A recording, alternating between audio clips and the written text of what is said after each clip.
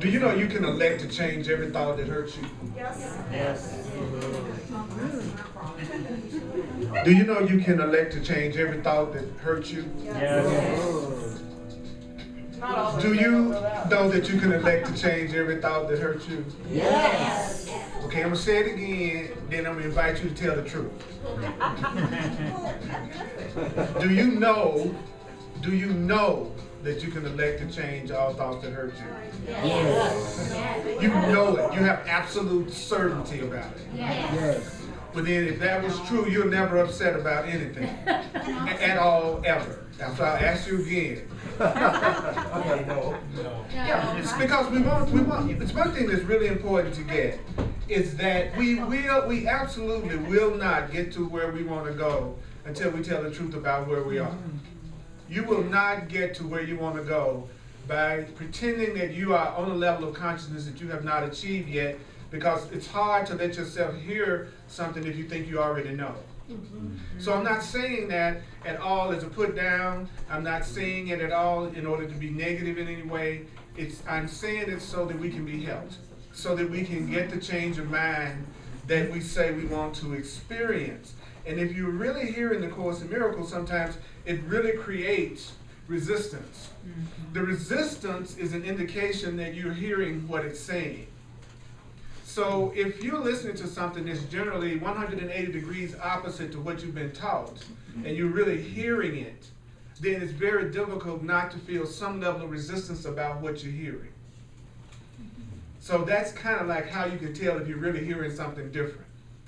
And so the Course tells us, because it's aware of that in order to move to the new level of consciousness that I want to achieve so that I can have the kind of happiness that I've always wanted to experience, then there's a certain attitude that I need to take so that I can be helped. Then it goes on to say, well, that attitude is to recognize that you don't have to believe the ideas or accept the ideas or welcome the ideas. That some of the ideas are going to be hard to believe and that they're going to be quite startling to you. It tells us that you don't need to analyze the ideas, because in analyzation of the ideas, you're breaking them down to destroy the meaning of them so that you won't understand what it's saying. And also it tells us you will not fit it into your old thought system, which is one of the things that's often attempted when someone is first introduced to A Course in Miracles, is they want to fit it into their the world view that they already have. And it won't fit. And thank God that it doesn't fit, because that's what defines it as something new and different. So I want to invite you to have whatever reactions you want to have to whatever it is that you hear, and know that I'm not trying to convince or convert, but what I want to do is be a messenger of God, a messenger of light, a messenger of love. And so to be that, I have to share the message without being concerned about how it's received, or I won't honestly give the message. So every time I teach, it's a lesson for me in can I communicate without being caught up in the reaction that the person's going to have to what I'm saying, because unless I get to the point that I'm willing to communicate my truth without being concerned about how the person is going to respond, I'll never be honest with anybody about anything that I'm feeling in regular conversation. Think about how little you share with people because you're concerned about how they're going to react to it, and you'll know exactly what I'm talking about. So if you can ever get to the point that you feel like you're safe enough to communicate a message without being concerned with the outcome, that's when you'll start to be honest with people about what you really think and what you really feel. So this is an opportunity for me to practice that every time I stand in front of the class, because there are a lot of things that I don't want to say to you.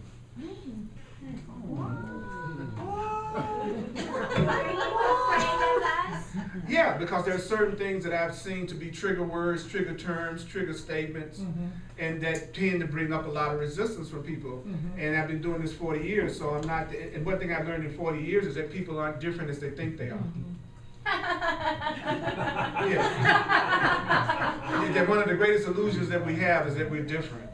We all feel the same things and think the same things at different times, and so we think we're different. Just because I'm feeling happy today and you're feeling sad today, and tomorrow you're feeling sad and I'm feeling happy, we're really feeling the same things, we're just doing it at different times. Sometimes you feel doubt, sometimes you feel certainty. You're feeling certainty, I feel doubt, so you tell yourself you're different from me. No, you felt this before, and you may feel it again, you're just doing it at another time. So the thought that I want to start out with is lesson 284, which says, and I'm not going to be on there very long. There's a lot I want to cover today because there's a lot I want to learn. So it says, I can elect to change all thoughts that hurt. Notice it's an election. It says, I can elect. It's almost like there are two thoughts that are running for office, right? And one is I'm a victim and one is that I elect. So you can elect to change. What can you elect to change? So every thought that you have that's hurting you right now, you could change it. Then it says, loss is not lost when properly perceived. So anytime a person perceives any kind of loss, it means that they're not seeing the situation correctly. So if you're seeing a situation correctly, you never feel lost. So any situation that you think you have, I have an aunt that I was very close to that made her transition last week. If I'm perceiving that correctly, I will not see that as a loss.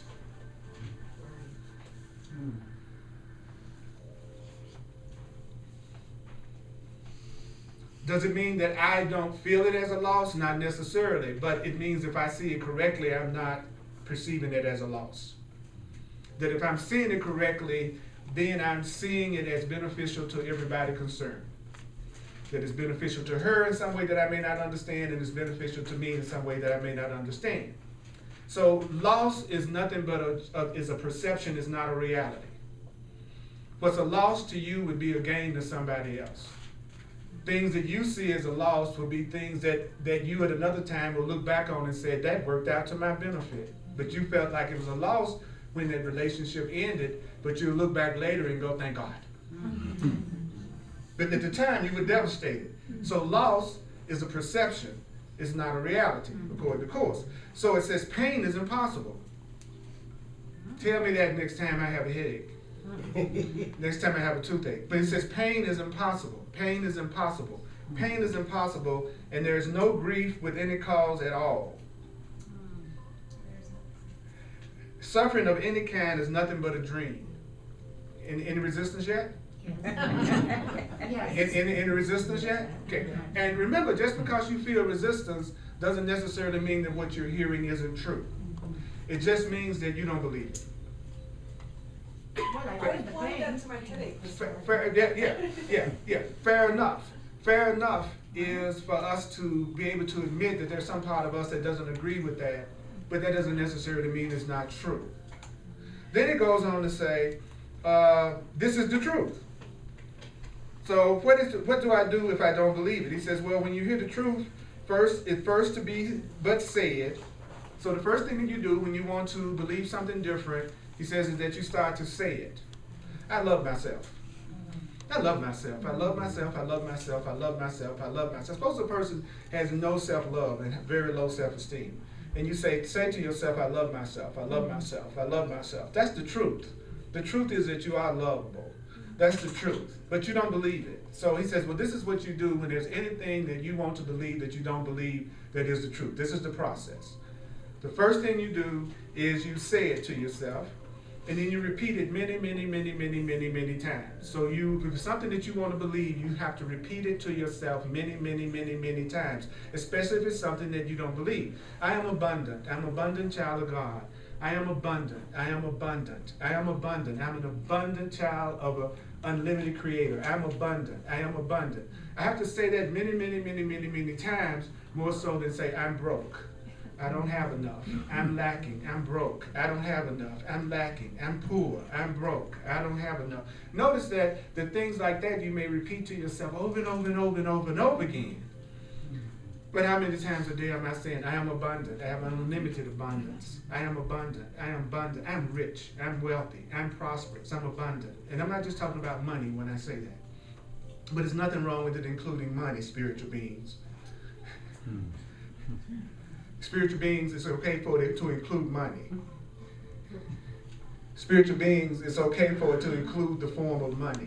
And if you have a resistance to it, including the form of money, you're getting in touch with why you don't have any. Because what you're afraid of, the Course says you don't want. So when you ask for something that you're afraid of, then you're not requesting it. You're actually asking not to receive what you are afraid of, because nobody wants what makes them feel afraid. usually. So if I am resisting it, I obviously have fear about it. If I have fear about it, I'm saying I don't want it. So if I feel resistance to the idea of abundance as money, then at some level I'm afraid of abundance as money. So what do? Well, I tell myself the truth, that you are abundant as a child of God. You are abundant as an unlimited being. He says, so what do? You repeat it many times.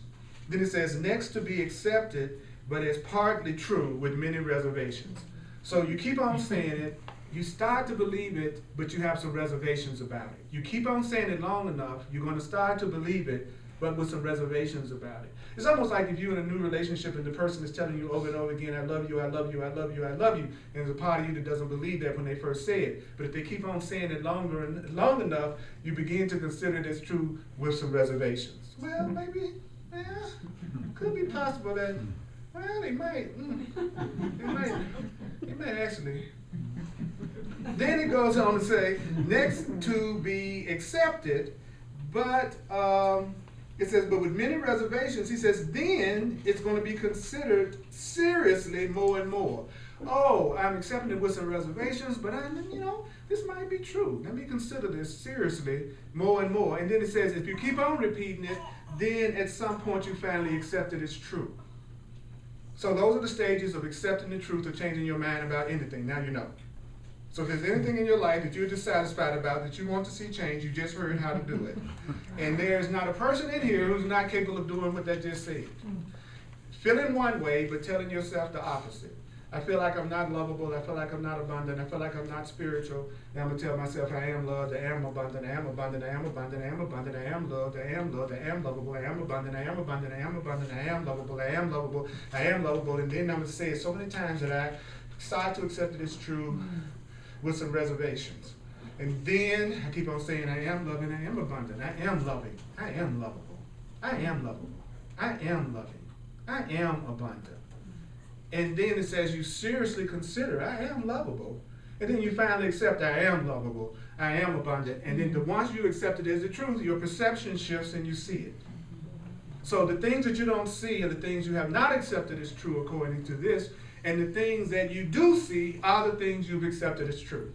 So if you want to know what you believe, it's what you see. If you want to know what you really believe about anything, it's what you see. What you see is what you get. What you see is what you believe. What you see is what you believe, but what you see isn't necessarily the truth. What you see isn't necessarily the truth, even though what you see is what you believe. Does that make sense? Yeah. So that means that your perceptions are lovely liars. It means your physical senses are lovely liars. Your physical senses just witness to what you believe. So you can't prove the truth or untruth about anything based on what you see. Because if that was true, you wouldn't be experiencing electricity. If you had to see something for it to exist, then you would not be experiencing electricity right now. Right. So that means there are things that do exist that you don't see, but you know it's there because of the effect it has. And that's our relationship with God. Our relationship with our Creator will only be known through the effects that it has because our Creator is not visible in the sense that you're looking at me right now. Does that make sense? Mm-hmm. So you will know that love is in your life by the results. You will know that God is in your life by the results. You will know it by the results, not because you necessarily physically see it. So a person who is only believing in what they see is the blindest person around. Could you say that one more time? The person who only believes in what they see, and they believe it's only true if they see it, then that's the person who is spiritually blind. Because there are things beyond what you can perceive. There are things beyond what you can understand. There are things beyond what you know. Thank goodness. Mm-hmm. That is good news. That's not bad news. That's good news, especially if you're in the fear category, which means you're a person who's afraid of what you see. It's good news to know there's something else you could see other than what you're seeing, right? So it says next, I can elect to change all thoughts that hurt, and I will go beyond these words today. What does that mean? I'm going to go past all reservations, and I'm going to arrive at the full acceptance of the truth in these words. So my Creator, Father, Mother, God, what you have given cannot hurt, So anything that comes from real love doesn't hurt. Notice that it's just making statements to us, but these statements are not necessarily what we believe. Real love never hurts. But I thought I was in love and I experienced a lot of hurt. Real love can't hurt, so grief and pain must be impossible. Let me not fail to trust in you, my higher power, God, Spirit, love, today. How do I trust in you? By accepting but the joyous as your gifts and accepting but the joyous as the truth. So what is that saying? It's saying that I need to make the decision that the only thing that's really true in my life are the things that are joyous. And everything else is a reflection of something that's not true. Only joy, only love is real. Everything else is a call for help, a call for love. Notice again, it's not saying we have to necessarily believe this. It's like me telling you, I am Earl Purdy. You think I'm Jake Smith. You really believe I'm Jake Smith. You are convinced I'm Jake Smith. But I'm telling you I'm Earl Purdy. Now, that doesn't change the fact that I'm Earl Purdy because you think I'm Jake Smith, any more than it changes the fact that pain is impossible just because you think it is. That you think it's possible doesn't mean that that's necessarily true. So in order to move toward love, the Course in Miracles is teaching that we need to know there's a difference between love and fear, love and pain, and love and loss. That they're not the same thing, no matter how convinced we are that it is. No matter how much proof we can give that her love hurts, that's just what you believe to convince yourself that it's true. It doesn't necessarily mean it's the ultimate reality. The Course's premise is that we are unlimited spiritual beings inhabiting a physical body and that our true identity is beyond the physical, so who we really are cannot actually be hurt, but who we think we are can be hurt all the time. So I think I'm a body, I think I'm flesh and blood, I think I'm separate from you, I think I'm a human being, and that identity can experience what we think of as pain and loss. So the pain and loss is coming from my misperception of what I really am, which is spirit. Now, I might not believe that, I might not want to believe that, but that doesn't change the fact that it's true. I'm spirit, you're love. Why don't I believe that? Well, I don't believe that because it hasn't been repeated since the day I was born. And I wasn't told that from the day I was born. If I had been told that from the day I was born, I would believe it was true. And I would be seeing it. I would be experiencing it because I would have accepted it as true. What is your ego? Your ego is the part of you that believes what the world is taught. It's the part of you that believes you're separate. It's the part of you that believes you're a body. It's the part of you that believes you're a victim. It's the part of you that believes that you're separate from God. It's the part of you that believes that you are something that's born and that dies. It's the part of you that makes you think you're different from everything and everyone around you. And then it gives you pleasure and pain in order to convince you that that's true. That's your ego. Thank you very much. Okay, so what is the ego? The part of you with the Social Security number.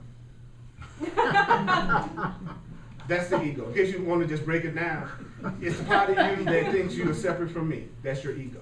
It's the part of you that's convinced that you are flesh and blood and that's it. That's your ego. So the ego is just a part of what you think you are. Are you with me? Don't have to agree, don't have to believe, but did you hear it?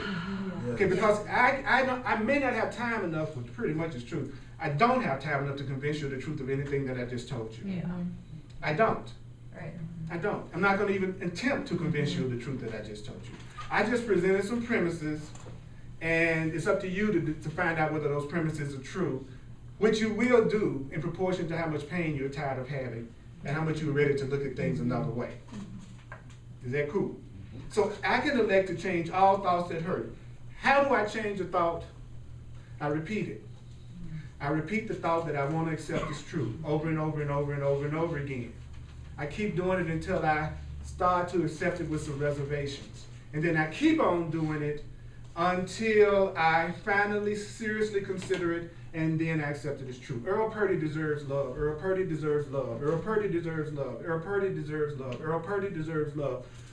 Okay, it might be true. Earl Purdy deserves love. Earl Purdy deserves love. Okay, I'm gonna seriously consider it. Maybe I don't deserve to suffer the way I've been making myself suffer. Earl Purdy deserves love. Earl Purdy deserves love.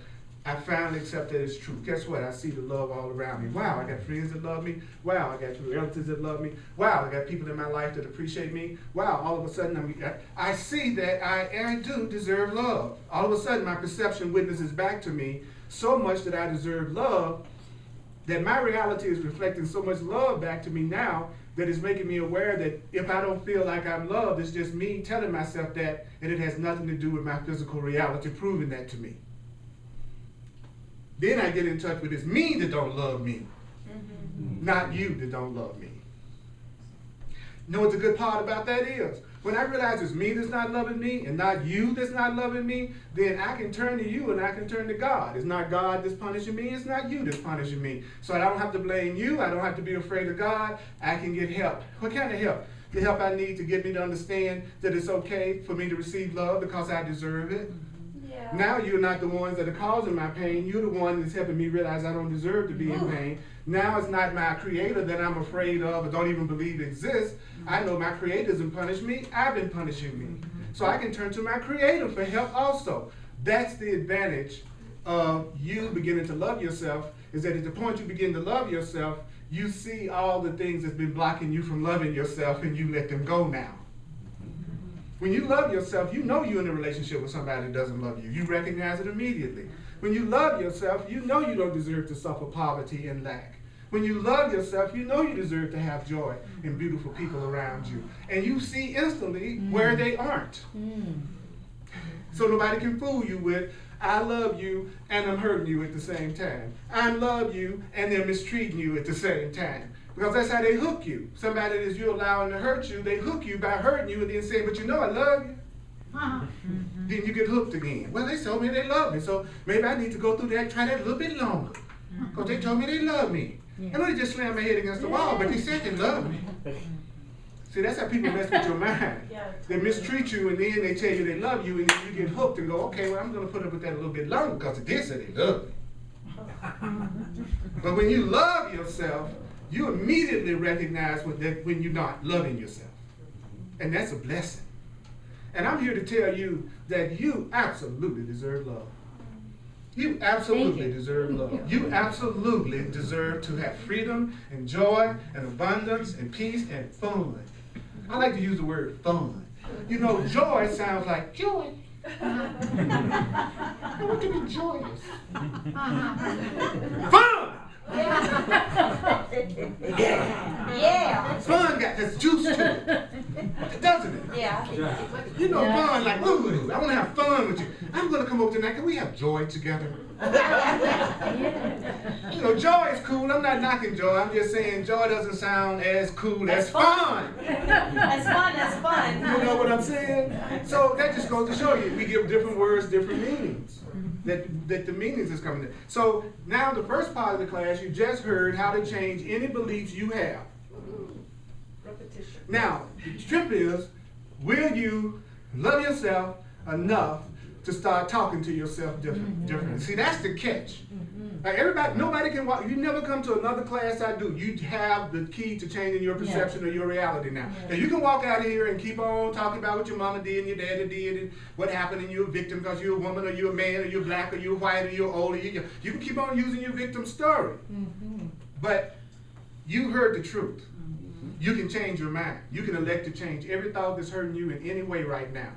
Period. I was having a conversation this morning. It was very powerful.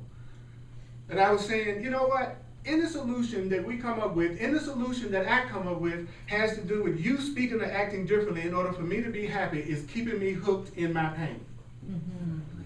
Because, you know, people will be quick to go, well, what can I do to change? Or how can I be different? Which is a beautiful thought. I'm not saying it's not wonderful to want to be a person that's not harmful or hurtful. But as long as I have the perception that you need to change for me to be happy, then I'm screwing me. And I found out that's all I've been doing all my life anyway. Even when it looked like I was doing it to somebody else. So who have you been screwing? But don't talk about that. Just not the place to talk about those things. Okay, now, we're too spiritual. You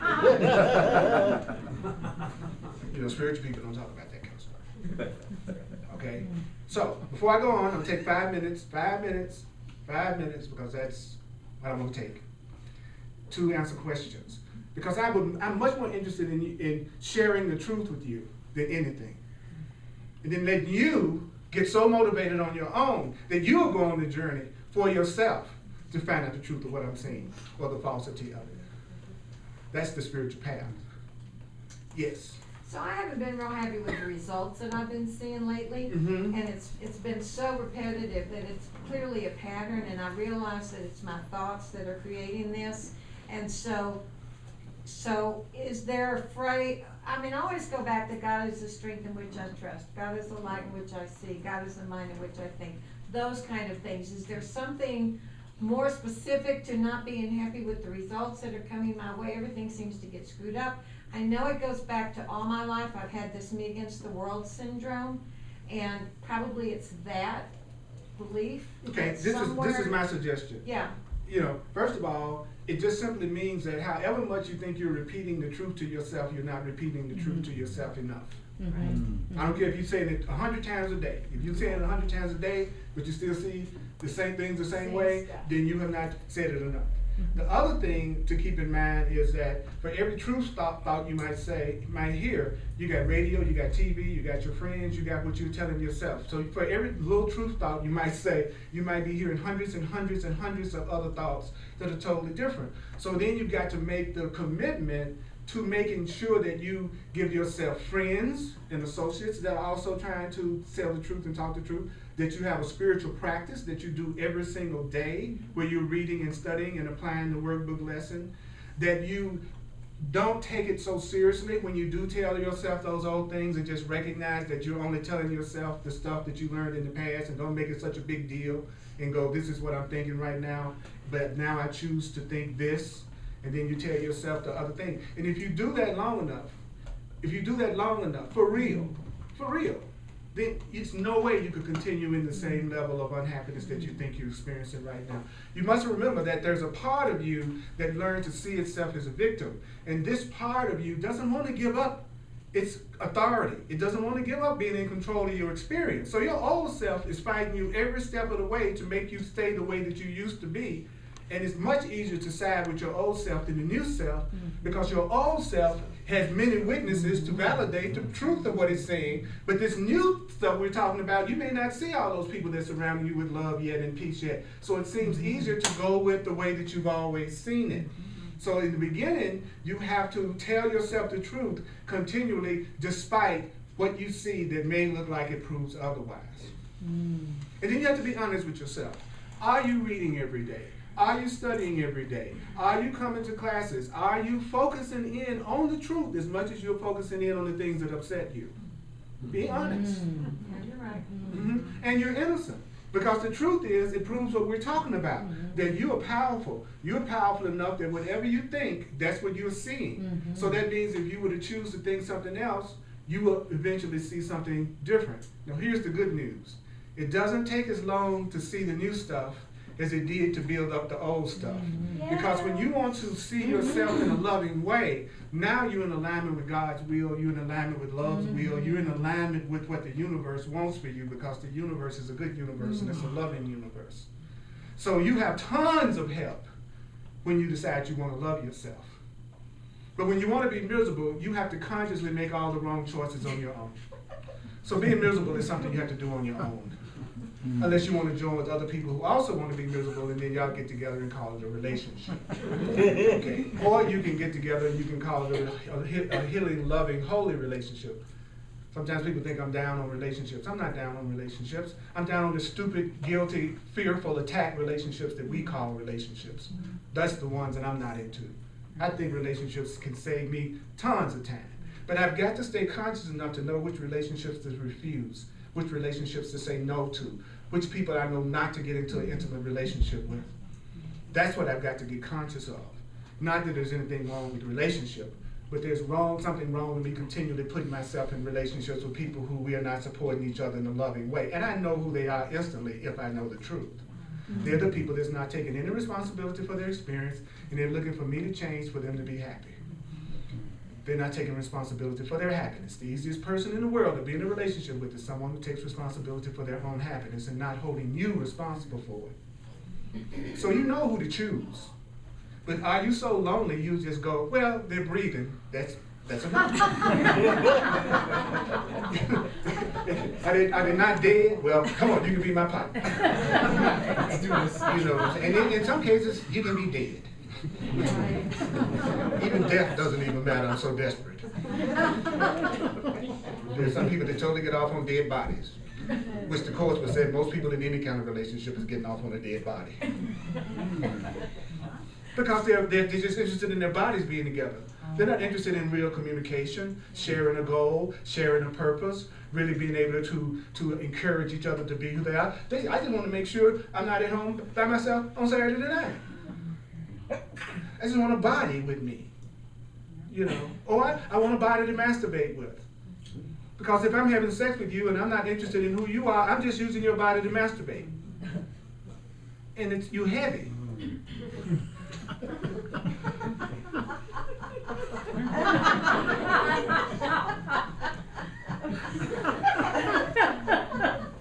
That's outrageous. I can't believe he said that.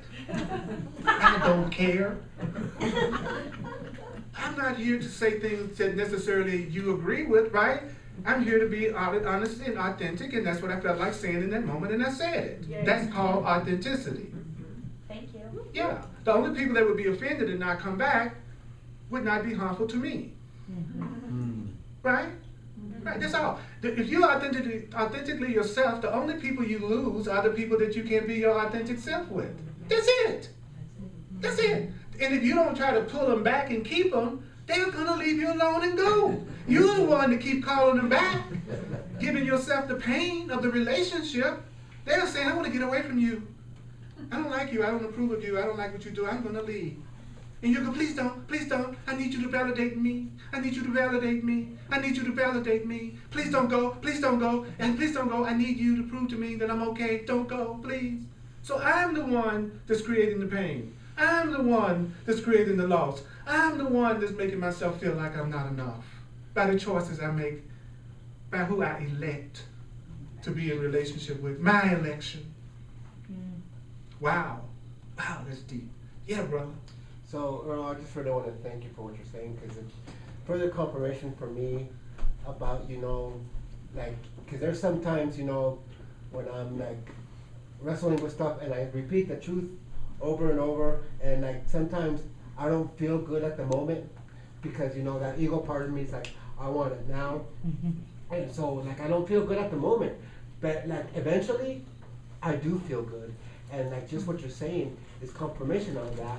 Because I feel it at the core of my being that, you know, yeah, you know, it's about being committed to ourselves. Absolutely. And when we're committed to ourselves, you know, eventually, yeah, we see those results, you know. Right. And you attract people to you that are committed and dedicated to helping you have the happiness that you want. You know, I'm committed, I'm dedicated. You can count the number of times that I said that I was going to be here to class and not be here. I'm always consistent. I'm always here for you. All the time. All the time. Every week. 15 years. So, consistently. So, don't say there aren't people in your life that are not willing to be there to support you. It's, are you willing to take advantage of the person that's willing to be there to support you? And I'm certainly not the only one. You see what I'm saying? So, I'm here, right? You may not see me, but that's your choice. And that's what I was saying. All the things you want could be right there with you all the time, but you're not availing yourself to it. You know? You know? The person you say you're in love with, are you really in love with them, or are you in love with your fantasy? Do you have a fantasy and you want them to act the fantasy out? Are you really in love with them, or are you really in love with your fantasy? Are you trying to fit them into your fantasy? Most people are in love with their fantasy more than they're in love with the person. That's why they can go from person to person to person to person. They can go from movie screen to movie screen to movie screen to movie screen to movie screen. And project the same movie on the screen and then have the same relationship with people that have different names. And most people do have the same relationship with people who have different names. Because you're the projector. You got to change the film if you want a different movie. But if you think the same way you've always thought, you could have 100 relationships and you're going to give yourself basically the same experience because you're the projector. But you get mad at the screen. Just like me going to the movie and then my favorite character gets shot, and then I get up there and take an axe and start chopping up the movie screen. How dare you kill my favorite character? No, I gotta go up there and change the film in the projector if I want a new movie. You got to change the film in your projector if you want a new movie. That's bottom line. That's bottom line. You can fight that for the rest of your life. You're the projector. The Course of Miracles is saying you could really be smart and let the part of you that loves you be the projector. And you resign. Yeah. You need to fire your film. You need to take your film and you need to burn it up. Right, because I don't like what I'm seeing. And the fact that I don't like what I'm seeing means that I'm not thinking correctly. I have no joy. You know, I was looking at the parts of my life right now that I don't give myself joy in. And I was realizing the reason I wasn't giving myself joy in those areas of my life was because I was still saying if this were different, I'd be happy. That's it. That's all I need to realize. Oh, okay, Earl, this is the area that you're still holding something to someone else responsible for your joy. And over here, where you are happy, that's where if you look at it honestly, that's where you're taking 100% responsibility for your experience. End of challenge about why am I unhappy. See, it's too simple. It'd be much easier if I told you that there were all these different dimensions you had to go to. That it was because you were Paul Revere set in 1700s. You know, like people love to focus on theoretical issues because when you talk about theoretical issues that you can't prove, then you don't have to change. You don't see the simple truth that you could do to change. You see, you know. And guess what? You're not by yourself. You have an unlimited invisible support. Unlimited. Available to you every single minute. But if we've been taught that there is nothing beyond us, that the whole idea of a higher power or a greater power is just fairy tale stuff, then of course you won't see it. And since you don't see it, you'll believe it's true. It's just that simple. You don't believe there's anything greater than you, you don't see anything that validates that there's anything greater than you. You get a chance to feel right, but you also stay miserable. See? So the minute I go, you know what, I got suspicions, there's a part of me that doubts, there's a part of me that doesn't have the faith I need to have, there's a part of me that has some question about this whole issue of God and the higher power, but I want to see it another way, then you're onto something. Because you're saying, even though I think that maybe I'm not loved the way I should be loved, or I'm not loving myself, I'm willing to see it another way. That's all the universe needs is just a little bit of willingness on your part. And it goes, okay, I'll start sending you tons of witnesses to show you that you really are loved to the point that you'll go, well, that must be wrong. That's the easiest way to shift. You know, you say there's nobody here for you that would be consistent. I'm sitting here, I'm consistent every week. So I'm witnessing to you every week that you don't have to be alone in trying to change your mind. I'm sitting here every week witnessing that. So that blows your whole theory. The question is, do you avail yourself of it? If not me, somebody. See, you know, 100% responsibility. That's not the same as blame, you know. Blame is you saying, I created that for myself, and you beating yourself up about it. That's not taking responsibility, that's blame. It's two different things. So if you go, and don't ask yourself, why did I do that to myself? Why am I created it, but why? Let that go too, that's judgment. Get rid of that. That's not necessary either. Why did I do that? There's an answer for that, but you don't even have to ask the question. The question doesn't matter. It doesn't matter why I did it to myself, that I said that I wasn't lovable. What matters is that I say, I deserve love, I deserve love, I deserve love, I deserve love, I deserve. The energy that I'm taking to go, why did I do that to myself? With the same breath I could be saying, I deserve love, I deserve love, I deserve love. At the same time that I'm saying, why did I do that to myself?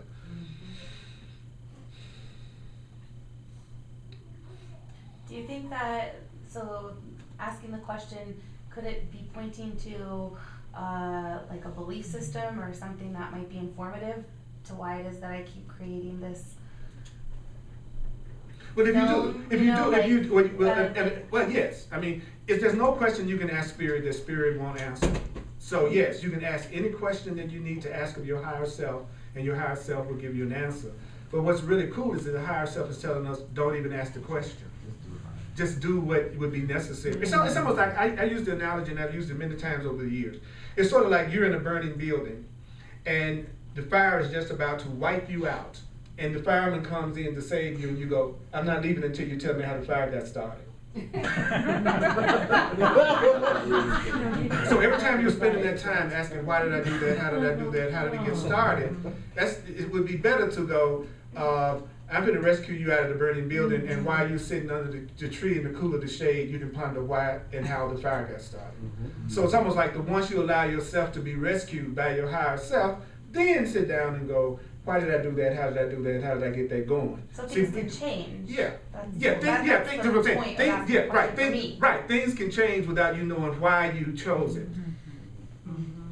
You know what I'm saying? You know, I can be rescued from the fire without me understanding that I did something that it was my heater that overheated. So that's what truth is trying to get us to understand, that you can be helped, you can be healed, you can be saved, you can be instructed, you can be rescued, you can be loved without ever understanding why you created the crap you created in the first place.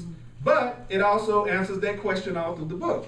Like, you created it because you didn't love yourself, you created it because you think you're separate from God, you created it because you've been told you're a victim, you created it because you've forgotten that you're innocent, you created it because you've forgotten that you're spiritual. It's got a ton of answers as to why we created it, if you want to get that answer to that question, which is cool, because it's not, you're not sinful and bad because you want to know why you created it. Truth is just saying to us, you could get the love and the happiness and the joy that you want right now without having to know why you created it. Yeah, you can get to the love without knowing why you created the fear.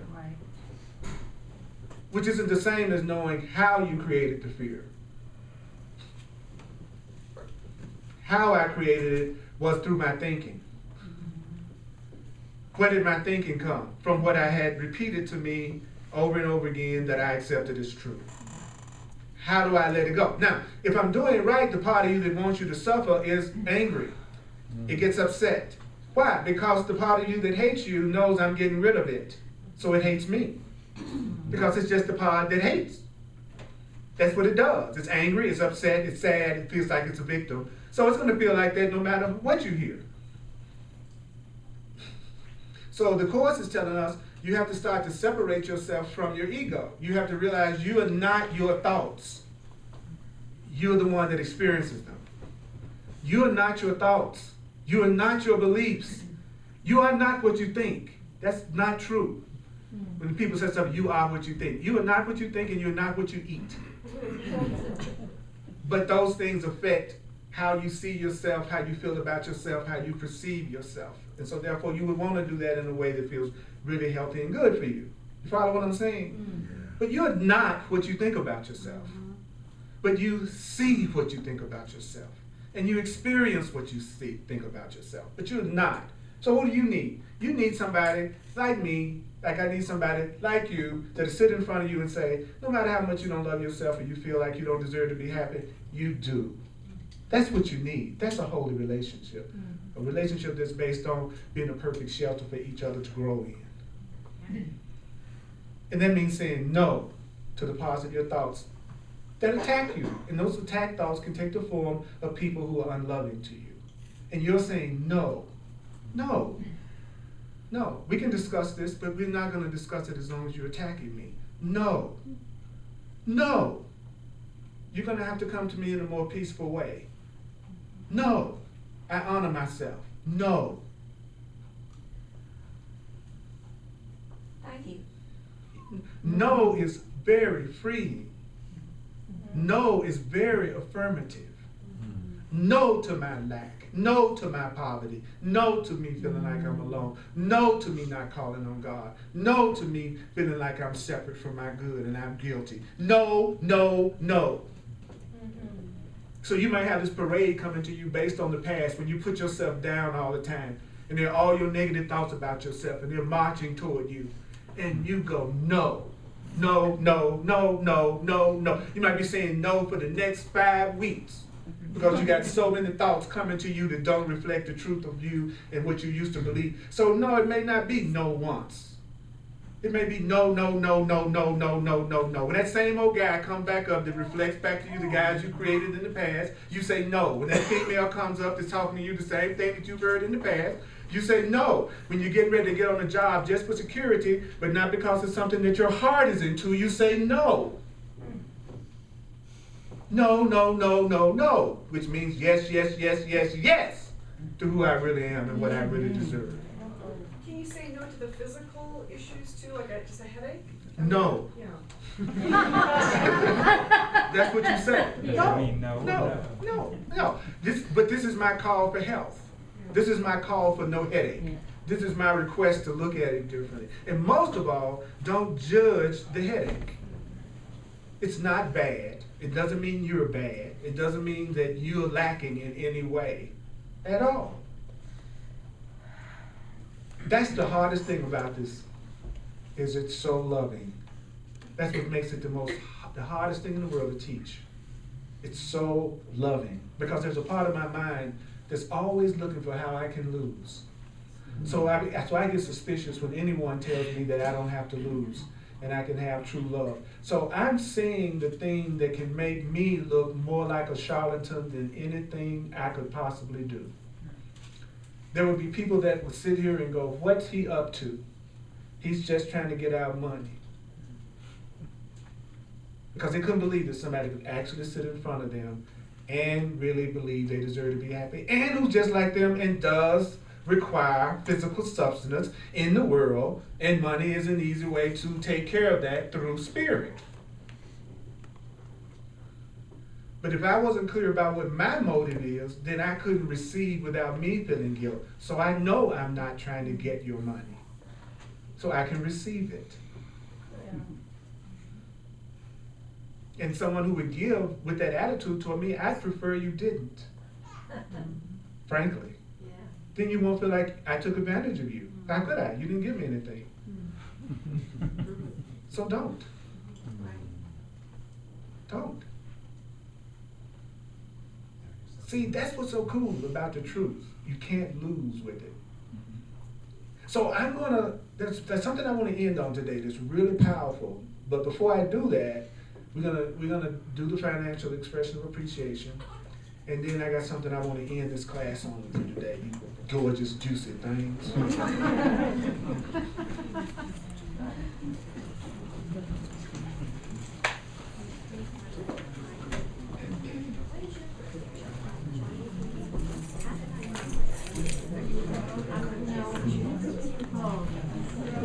Thank you for sharing with me. Let me pass this way. Thank you for sharing with us. Thank you for sharing with me. Those of you who are watching online, if you'd like to share with me in the financial expression of appreciation, just go to earlpurdy.com and you will be able to do that. Thank you so much. I'm a full-time teacher of the course, so I appreciate that. And if you want a one-on-one personal session with me called a clarity session, go to my website and it explains it in detail. And I do also use every skill I've learned, and that is include my skills around astrology and numerology. The Course in Miracles teaches that the Holy Spirit can use whatever you have learned as a tool of awakening. So don't think that being spiritual or being on a spiritual path means you can no longer use the talents and skills that you have developed in the world. That's another trick. Whatever skills you learn can be used by love for everybody's healing, including yours. So you don't have to drop everything you're doing and go up to the mountaintop in the cave and contemplate your navel for the rest of your life in order to be spiritual. If that's what you choose to do, that's great. But I've had some of my most spiritual experiences in nightclubs. Me too. I've seen more oneness and more joy in nightclubs than I've seen in spiritual classes, in spiritual gatherings. I've seen people play together, laugh together, dance together, and move together. And I've seen people who say they're in spiritual gatherings barely speak to each other. And they'll think they're the spiritual ones. Yeah, it's a trip. So what is spiritual? It's joining. It's joining. Being open. And so on Tuesday nights I do a class called The Way of Mastery. And last week we talked about the 4 keys to happiness and salvation, which is desire, intention, allowance, and surrender. That those are the 4 keys. So this is a very powerful class also. Again, I'm there every week. I'm there every week to offer support to you changing your mind. You know, so don't tell you that your mind changed. There's nobody else into this. There's nothing, I got to do this by myself. That is a lie. It's a lie. You don't have to do it by yourself. I'm here. I'm here. And on YouTube. And on YouTube. And on YouTube. I got 900 videos on YouTube. Which I don't even know how they got on there. What is the number of the last class on Tuesday, please? What'd you say? The class numbers for the YouTube. I don't know. Oh, I put the class. I always upload the classes by the date of the classes. So if you ever want to come to a class and you know you want to hear that class again, just remember the date.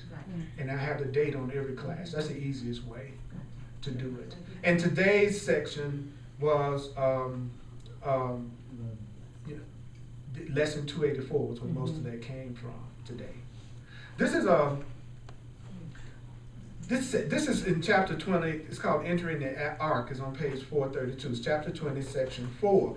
And it's just two things I want to say. It says, nothing can hurt you unless you give it the power to do so.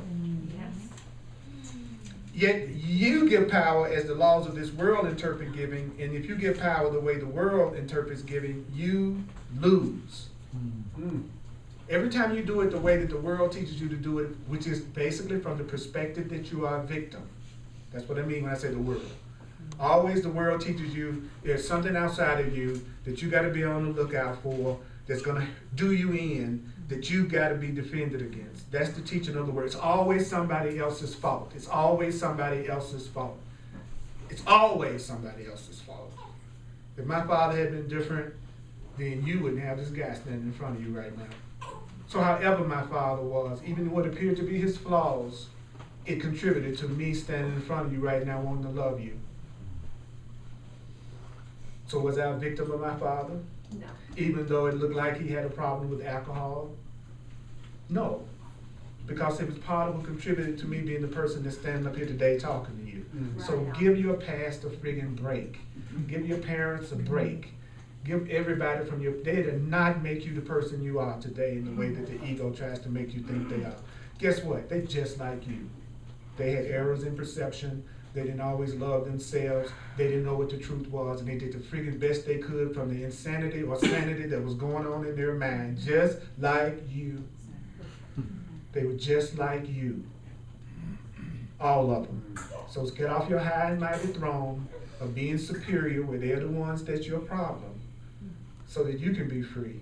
So that you can be free. You know, that's deep. That's deep. So there's a paragraph that's so doggone off the chain. It goes like this.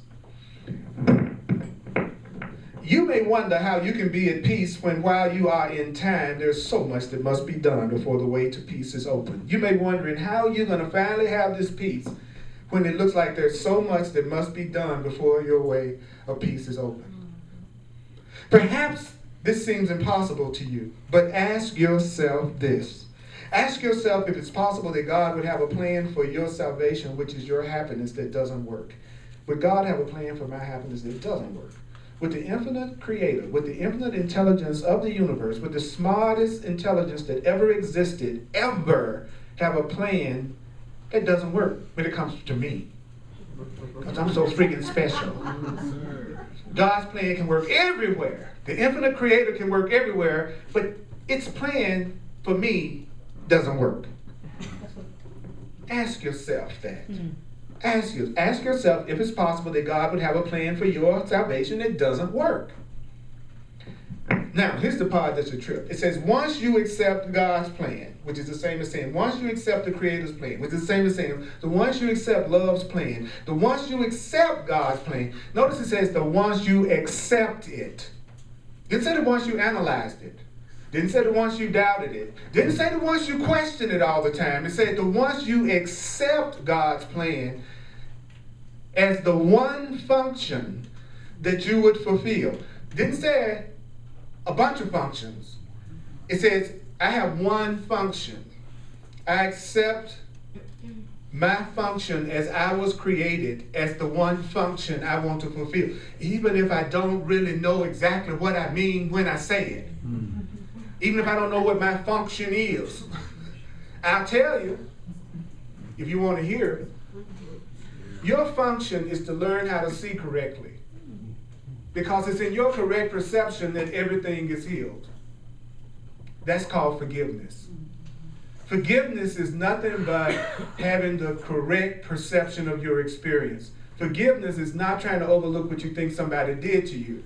Forgiveness is not trying to overlook what you think somebody did to you. The Course says forgiveness is my willingness to look at things differently and be shown how to look at things in a way that I do not lose my peace and I only let love come through me. That's your function, is to learn how to get out of the way. He says the ones that you have, the ones God's plan is accepted as the one function that you will fulfill. Now this is the cool part. There will be nothing else the Holy Spirit, your higher power, will not arrange for you. There will be nothing else that love will not arrange for you. How? Without your effort.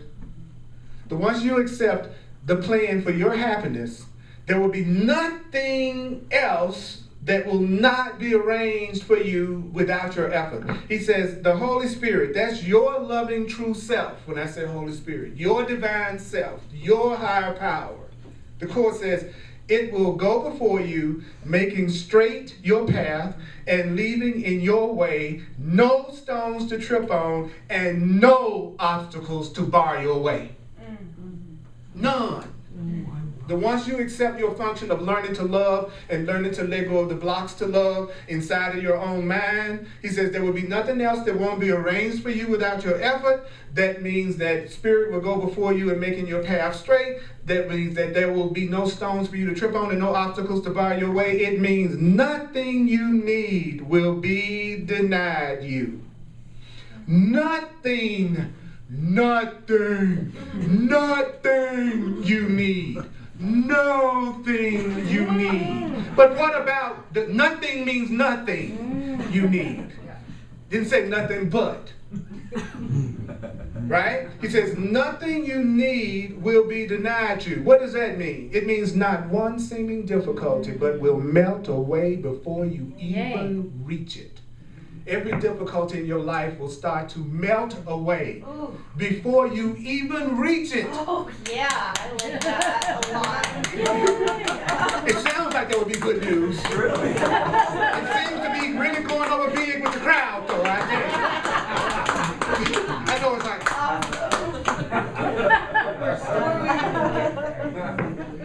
So what would you do? You would say this to yourself, what? Over and over and over and over again, until you started to consider it with some reservations, and then you would begin to take this seriously until you accept it as true, and all of a sudden you start to see the obstacles melt away, and everything that's bothering you in your mind begin to be released. Then it goes on to say, you need take thought for nothing, careless of everything, except the only purpose that you would fulfill. So the only thing I think about is fulfilling my function. That's what Earl Purdy gets up in the morning thinking about. That's what he thinks about all day long. And that's what he thinks about when he goes to sleep at night. I want to fulfill my function of being the living presence of love and peace on this planet. Not how much money I'm going to make, not how many people are going to come to my class, how much weight I want to lose.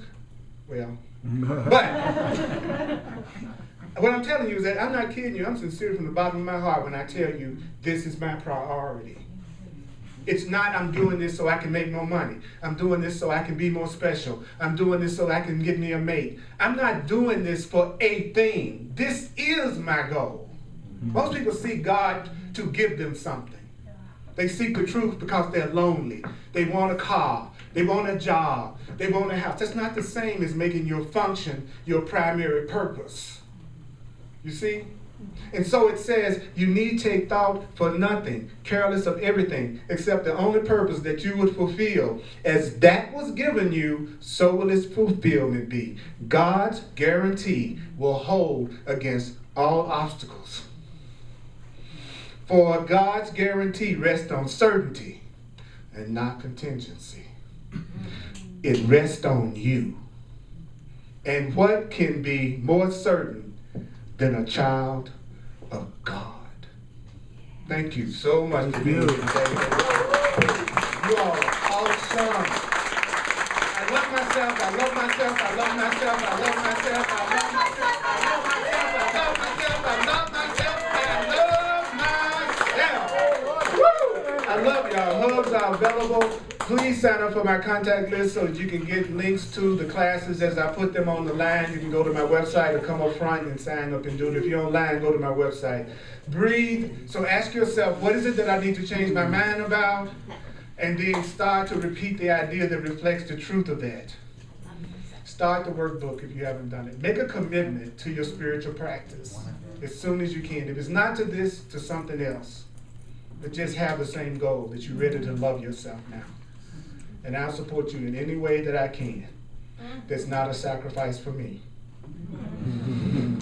Is that fair enough? Good job, yeah. All right, I love you. I love you. Thank you. Yeah. Thank you.